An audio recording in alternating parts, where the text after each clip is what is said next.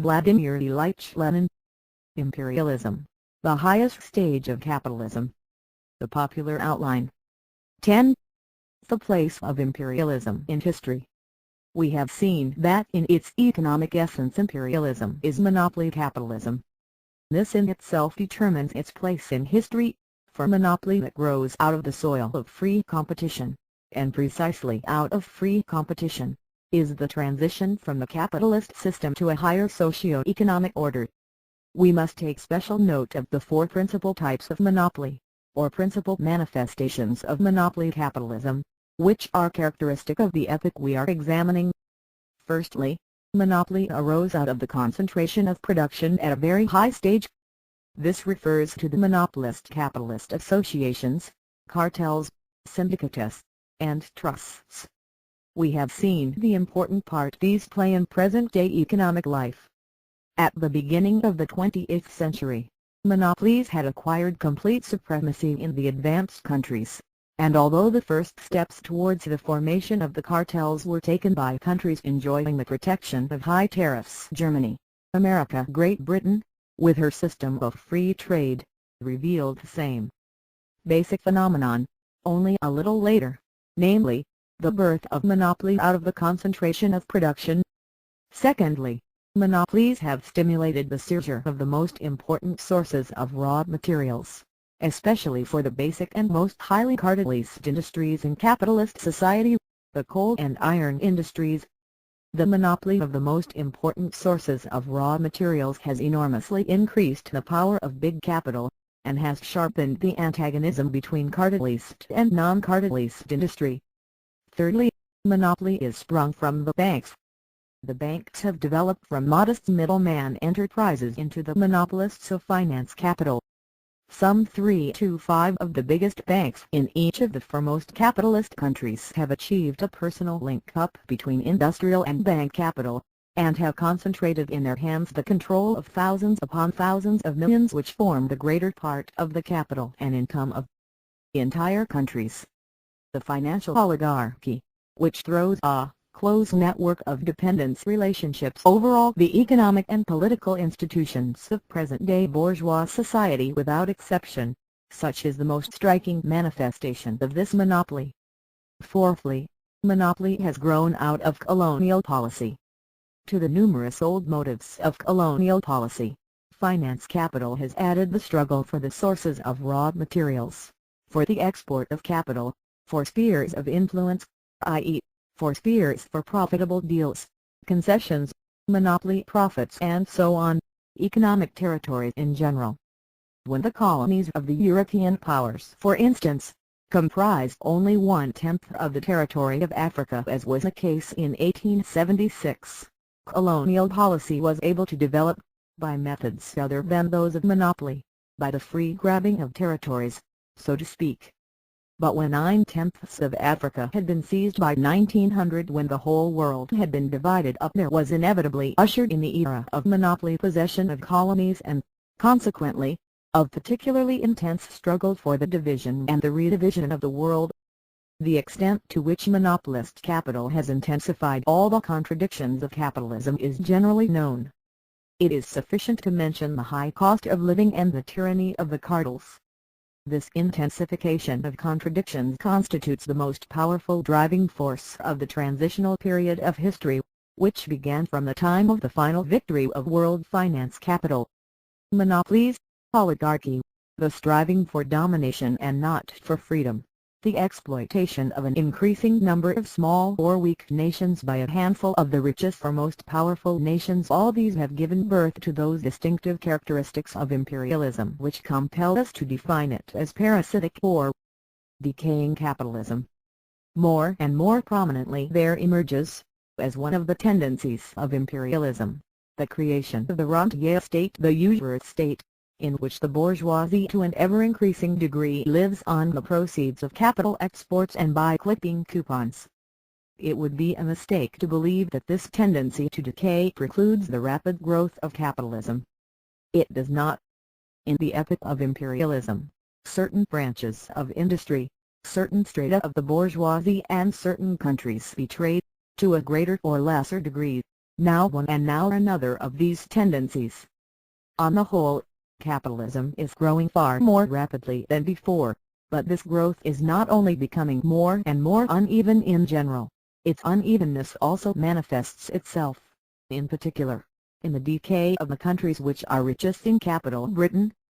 In regard to the rapidity of Germany's economic development, Reser, the author of the book on the big German banks, states, the progress of the preceding period 1848 to 70, which had not been exactly slow, compares with the rapidity with which the whole of Germany's national economy, and with it German banking, progressed during this period 1870 to 1905 in about the same way as the speed of the mail coach in the good old days compares with the speed of the present-day automobile, which is whizzing past so fast that it endangers not only innocent pedestrians in its path, but also the occupants of the car. In its turn, this finance capital which has grown with such extraordinary rapidity is not unwilling, precisely because it has grown so quickly, to pass on to a more tranquil possession of colonies which have to be seized, and not only by peaceful methods, from richer nations.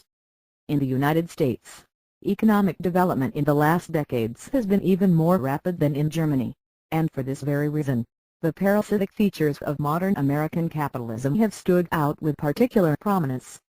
On the other hand, a comparison of, say, the Republican American bourgeoisie with the monarchist Japanese or German bourgeoisie shows that the most pronounced political distinction diminishes to an extreme degree in the epoch of imperialism, not because it is unimportant in general, but because in all these cases, we are talking about a bourgeoisie which has definite features of parasitism.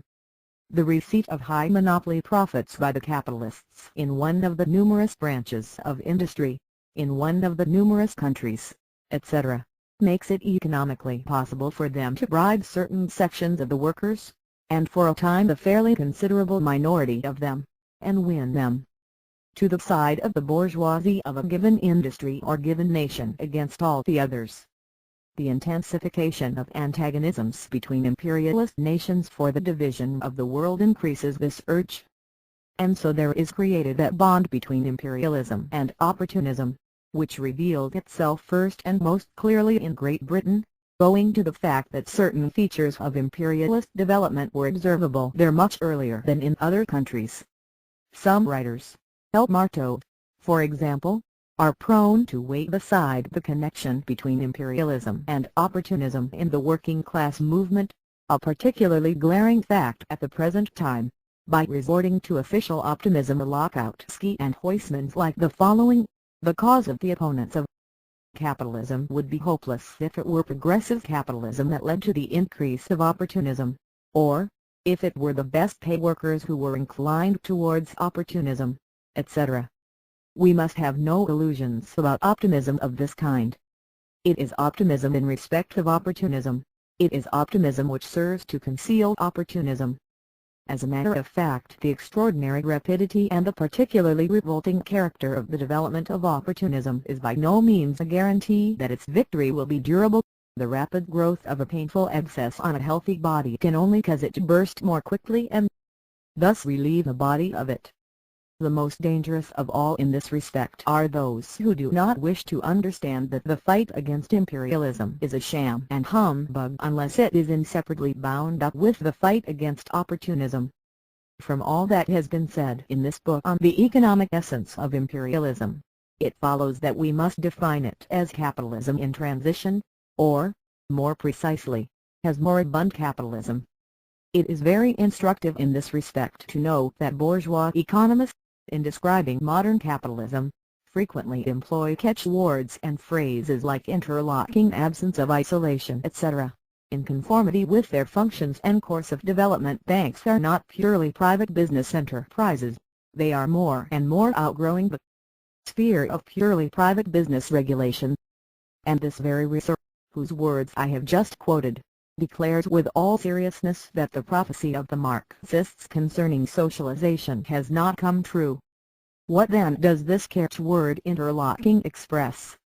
It merely expresses the most striking feature of the process going on before our eyes.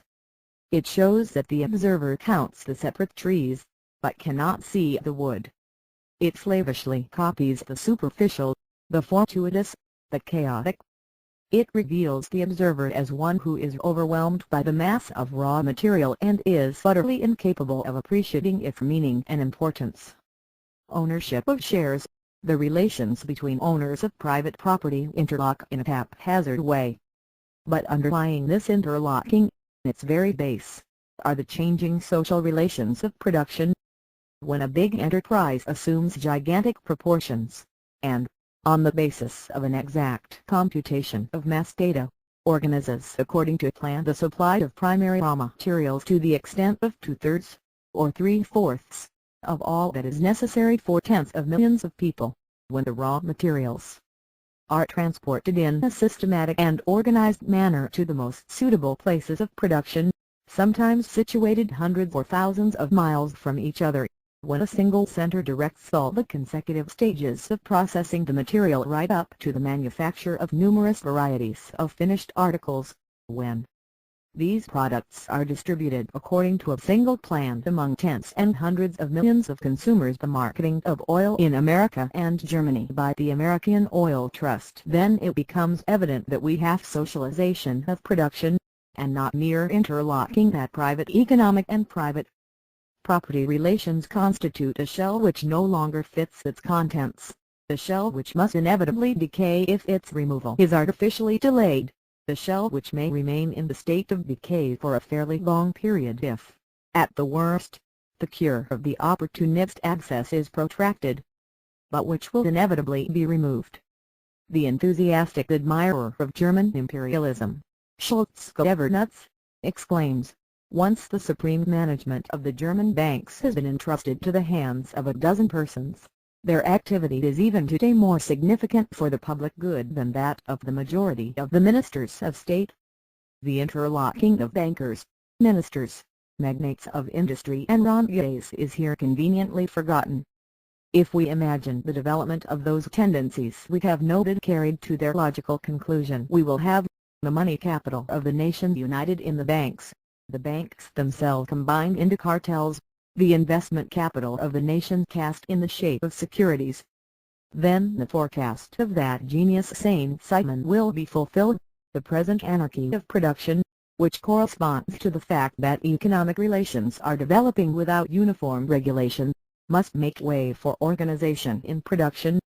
Production will no longer be directed by isolated manufacturers, independent of each other and ignorant of man's economic needs.